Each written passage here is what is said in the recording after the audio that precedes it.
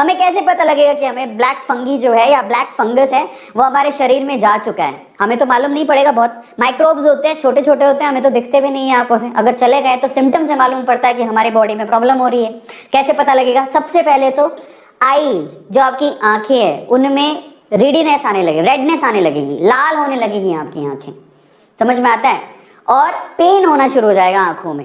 ये एक सिम्टम है जो आपको ध्यान देना है। और यहाँ पर सबसे ज्यादा सीवियर कंडीशंस अभी तक जो देखी गई है वो आंखों से रिलेटेड ही देखी गई हैं, समझ में आता है? रेडनेस आंखों, सिर्फ आंखों के अंदर ही नहीं, आंखों के आजू बाजू भी लाल होने लगेगा। इसके अलावा आपको ब्लड वॉमिट्स आने लगेंगी, समझ में आता है? आपको ब्लड वॉमिट्स और आपको जो लेट्रिन होती है वो भी ब्लडी वाली आ सकती है, वो भी इसके सिम्टम्स हैं बाय द वे। इसके अलावा आपके टूथेक हो सकता है, ठीक है?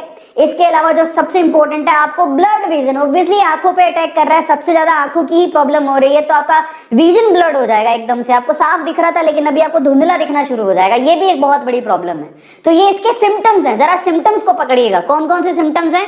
आपकी आंखों के अंदर ही नहीं, आजू बाजू भी लाल होंगे, आपकी जो आंखें हैं वो लाल होनी शुरू हो जाएंगी। वॉमिट आपको ब्लडी आ सकती है, लेट्रिन भी आपको ब्लडी आ सकती है, आपके टूथेक हो सकता है, ये तो नॉर्मल भी में भी हो सकता है लेकिन ये टूथेक भी उसकी एक सिम्टम है। इसके अलावा आपका ब्लड विजन भी हो सकता है, आपको धुंधला दिखना भी शुरू हो सकता है। अब ज्यादा समझे कि जरा हम इसको समझ लेते हैं। मैं बार बार इस बारे में बोल रहा हूँ कि खतरा एक्चुअली उनको नहीं है जिनकी इम्यूनिटी स्ट्रॉन्ग है। तो किनको खतरा है उसके बारे में बात कर लेते हैं। खतरा एक्चुअल में किसको है? तो खतरा स्पेशली उनको है जिनकी इम्यूनिटी वीक है, जिनमें रोग प्रतिरोधक क्षमता जिनके शरीर की वीक है, वो हाई रिस्क पर है। इसीलिए अपनी इम्यूनिटी में बार बार बोला गया अपनी इम्यूनिटी पे ध्यान दो, अपनी इम्यूनिटी पे ध्यान दो। ऐसे पेशेंट इससे ज्यादा इन्फेक्ट होंगे।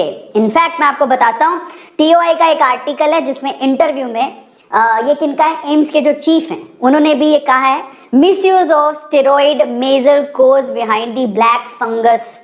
क्या हो रहा है कि अगर आप ध्यान से देखो तो कोरोना का जब ट्रीटमेंट किया जा रहा है उसमें स्टेरॉइड्स का इस्तेमाल भी किया जा रहा है। अब हम क्या कर सकते हैं, कोरोना से बचे, इधर कुआं उधर खाई। अब कोरोना के ट्रीटमेंट में स्टेरॉइड इस्तेमाल हो रहा है और वही स्टेरॉइड हमारी इम्यूनिटी को भी डाउन करता है और उसी वजह से हम लोग ब्लैक फंगस के भी शिकार हो सकते हैं।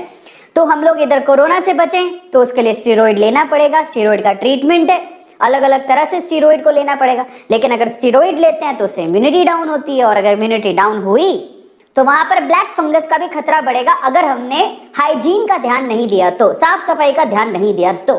समझ रहे हो? तो डॉक्टर क्या कहते हैं जरा समझिए।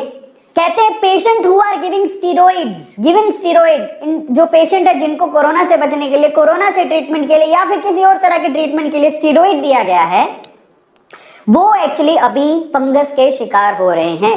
For the treatment of Covid और एनी अदर डिजीज, आप कोई भी डिजीज के लिए बहुत बार होता है कि हम लोग स्टेरॉइड बॉडी में स्टेरॉइड दिया जाता है, ठीक है?